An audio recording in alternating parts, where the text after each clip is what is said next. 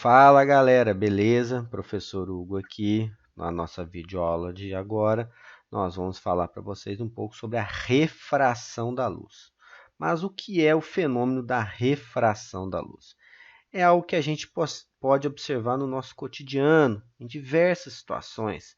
Vejam só, a luz atravessando a janela do carro. Vejam só, aqui num aquário, a gente consegue ver a imagem um pouco diferente. Isso se dá quando a luz troca de meio, ela passa de um meio para o outro.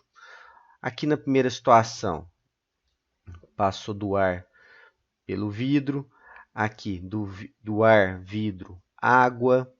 Então, são situações que acontecem direto e nós podemos perceber isso. Essa refração se dá em função de quando a luz passa de um meio para o outro, ela sofre uma variação na sua velocidade de propagação. E isso acontece em função da refração. Então, vejam só.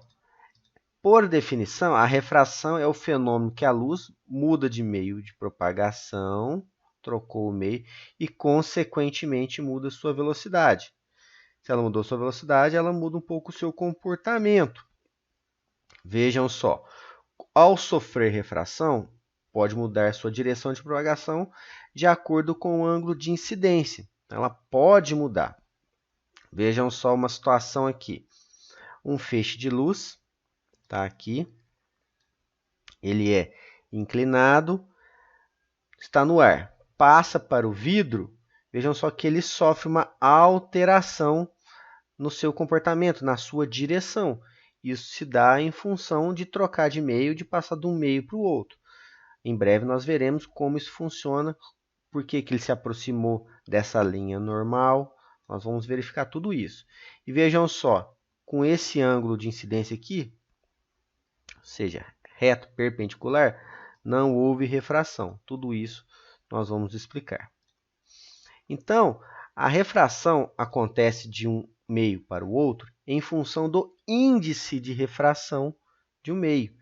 Esse índice de refração, que é o N, ele é a relação da velocidade da luz no vácuo, que é a maior velocidade que a luz pode ter, dividida pela velocidade da luz no meio. Vejam só, para a gente calcular o índice de refração corretamente, ambas as velocidades precisam estar com a mesma unidade. No caso aqui, metro por segundo, poderia estar em quilômetro por segundo ou outra unidade, desde que sejam iguais, certo? Outra coisa muito importante a se observar aqui no índice de refração, que se C, que é a velocidade da luz, é a maior velocidade que pode acontecer, o índice de refração é o número que sempre vai dar maior do que 1. Sempre maior do que 1. Se por acaso você calcular um índice de refração e der menor do que 1, provavelmente você inverteu a fórmula ou fez algo muito errado. Tá? Isso não pode acontecer. Ok? Aqui uma tabela com alguns valores de índice de refração. Vejam só, no vácuo, ele é exatamente 1. No ar, praticamente 1. Muito pouca diferença. Tanto que, na maioria dos exercícios, consideramos o ar e vácuo o mesmo valor. Na água, vejam só, a luz já não propaga com a mesma velocidade. A velocidade diminui um pouco, porque o índice de refração na água é de 1,33. No vidro, vejam só, o índice de refração é 1,5. No diamante, vejam só como ela diminui bastante, porque o índice de refração já é um tanto quanto maior. Continuando. Em função do meio dessa mudança de velocidade e mudança no comportamento do feixe da luz, surgiu uma lei de Snell-Descartes. O que é essa lei? Essa lei vai proporcionar para a gente calcular esses ângulos e verificar para onde que esse raio está indo. Então, aqui é a situação normal, um raio incidente. O nosso ângulo é sempre calculado em relação à reta normal, aquela perpendicular à superfície. Temos um raio refletido e o raio refratado. Então, eu tenho o θ1, que é do ângulo incidente, e o θ2 do refratado. Certo? θ1 igual a θ3, em função da leis da reflexão, né? Ângulo de incidência é igual ao ângulo de reflexão.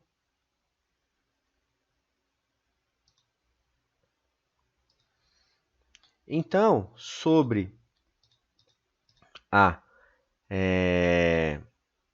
lei de Snell-Descartes, fazendo uma relação dos senos com as velocidades, isso que ele conseguiu provar, nós vamos chegar na lei utilizada. Nós podemos utilizar essa formulação aqui, seno de θ1 dividido por seno de θ2 é igual à relação das velocidades.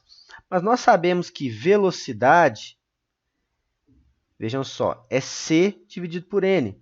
Lá pela formulação, ó, velocidade, estão vendo aqui, se eu passar a velocidade para cá, é c dividido por n, certo? Então, a gente pode fazer essa relação, certo? Então, nós chegamos na seguinte função. Índice de refração do meio 1 vezes o seno de θ1, que é o ângulo de incidência, é igual ao índice de refração do meio 2 vezes o seno de θ2. Certo? Então, partindo disso, algumas situações podem acontecer. Vejam só. Quais são elas? Quando a gente passa de um meio menos refringente para um mais refringente, igual está aqui, ó, essa situação. Quando eu vou do menos refringente, que é o ar 1, para o mais refringente, que é o 2. Vejam só que o ângulo ele diminui, ou seja, ele se aproxima da normal. Então, quando passamos de um meio menos refringente para um mais refringente, o ângulo refratado ele se aproxima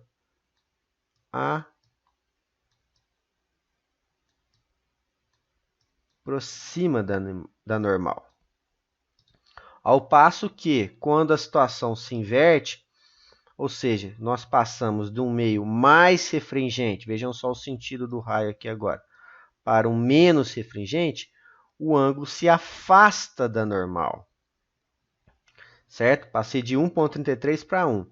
Ou seja, o ângulo aumenta. Olha aqui, θ2 maior que θ1. Essas considerações são importantes, porque nos permite verificar não cometer certos absurdos, né, na hora de resolver um exercício. Tá? E os ângulos são exatamente iguais quando a incidência é perpendicular, quando o ângulo de incidência é igual a 0 graus, conforme a gente pode ver nessa situação aqui também. Ok? Outra situação que pode acontecer é quando o ângulo retorna ao meio de origem. O que é isso? Eu estou no ar, é o N1, ele passa pelo vidro, depois retorna para o ar. O que ele quer dizer com isso? O ângulo de incidência que ele entrou aqui, que ele incidiu entre ar e vidro, vai ser exatamente igual ao ângulo que ele vai sair do vidro para o ar. Estão vendo aqui? Então, θ1 é igual a θ4. Vejam só, θ1 e θ4 são iguais. E internamente aqui, os ângulos de refração, θ2 e aqui θ3, o ângulo de θ2 é a refração do 1 para o 2. Ele é exatamente igual a esse θ3 aqui na hora que ele vai sair. Tá? Então, essa é uma consideração importante porque existem situações, problema em que isso vai acontecer também. Vejam só, ângulos alternos internos, θ2 e θ3 são exatamente iguais. Outra situação muito comum acontece com as imagens na água. Isso é muito comum no nosso cotidiano, né? Então, o que acontece? Tem uma pessoa observando um peixe o objeto está aqui embaixo, né? Só que a pessoa enxerga ele aqui em cima, certo? Por quê? Vejam só.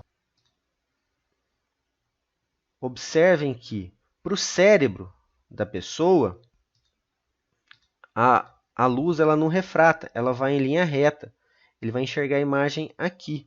Mas, na verdade, os raios que saem do objeto para o olho do homem, eles estão indo do meio mais refringente para o meio menos refringente. Ou seja, aqui eu tenho um ângulo, aqui eu tenho outro. E o ângulo está se afastando da normal. Isso faz com que haja essa distorção na imagem. A pessoa enxergue o objeto aqui em cima, mas na verdade ele está embaixo. É aquela situação do lápis dentro do copo, em que o lápis parece estar quebrado. Então isso é muito comum, é uma situação muito corriqueira. A gente vê isso, por exemplo, numa piscina, né? Dá uma noção diferente de profundidade. Outro exemplo está aqui. Vejam só, para um mesmo objeto, com um homem e uma mulher. O homem está aqui e a mulher está aqui.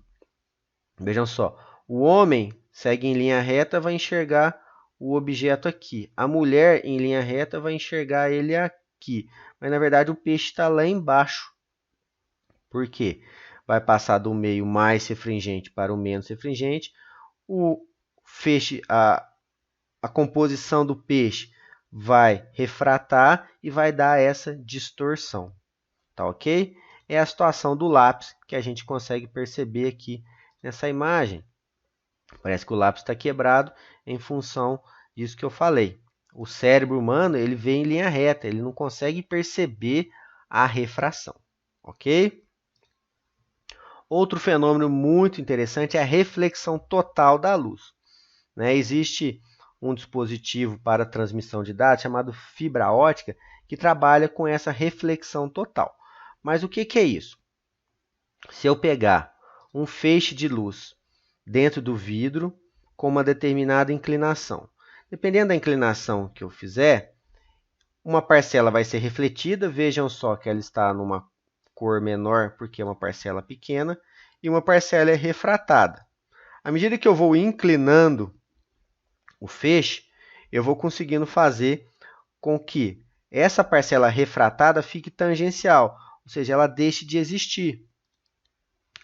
E o ângulo incidente, o raio incidente, fique totalmente refletido. Ou seja, eu consegui chegar num ângulo limite. Eu consegui fazer isso. Então, qualquer valor acima desse ângulo, eu faço com que eu consiga refletir totalmente o raio de luz. Isso se dá em função de uma condição. O ângulo limite ele acontece como está aqui, ó. Ele tem que ser de um meio mais refringente para um menos refringente. Só consigo nessa situação. Por isso que ali estava do vidro para o ar. Fazendo a composição da formulação aqui, o seno desse ângulo limite é o N2 dividido por N1. Percebam que, matematicamente, seno de L é N2 por N1. Então, olha aqui um exemplo. Esse número aqui dá sempre menor do que 1. Por quê? Se eu vou do mais refringente para o menos refringente, então o mais refringente é o N1. Está aqui, vejam só, o maior valor e o menos refringente em cima. O seno do ângulo é 0,67, eu faço o arco seno e chego no valor do ângulo. Qualquer valor acima desse valor de ângulo, eu tenho a reflexão total do feixe de luz. Aqui alguns exemplos. Quando eu vou do vidro para o ar, o ângulo limite é 42. Água para o ar. Vejam só, quanto maior a discrepância entre os meios, diamante e ar, menor é o ângulo limite, ou seja, eu preciso inclinar menos, percebam, ok? Ele pode ficar mais em pé, quero dizer, certo? Que eu já consigo refletir tudo. E dispersão da luz. A dispersão da luz, pessoal, nada mais é do que a decomposição da luz em diversas outras cores, as 7 cores fundamentais.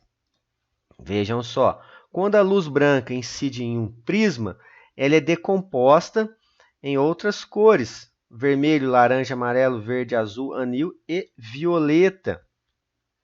Por quê? Em função dos diferentes índices de refração do prisma, ele consegue mostrar para a gente todas essas cores. Vejam só, para cada cor eu tenho um índice de refração e, consequentemente, uma velocidade. Então, quando eu tenho o maior índice de refração, que é o violeta, eu tenho a minha menor velocidade, o ultravioleta, e o infravermelho, eu tenho meu menor índice de refração e, consequentemente, a minha maior velocidade. A questão do prisma é mais para mostrar essa decomposição, né, das cores, das 7 cores principais. Tá bom? O arco-íris é em função disso, o feixe de luz branca decompondo na atmosfera. Certo? Então é isso, pessoal. Muito obrigado e até a próxima aula.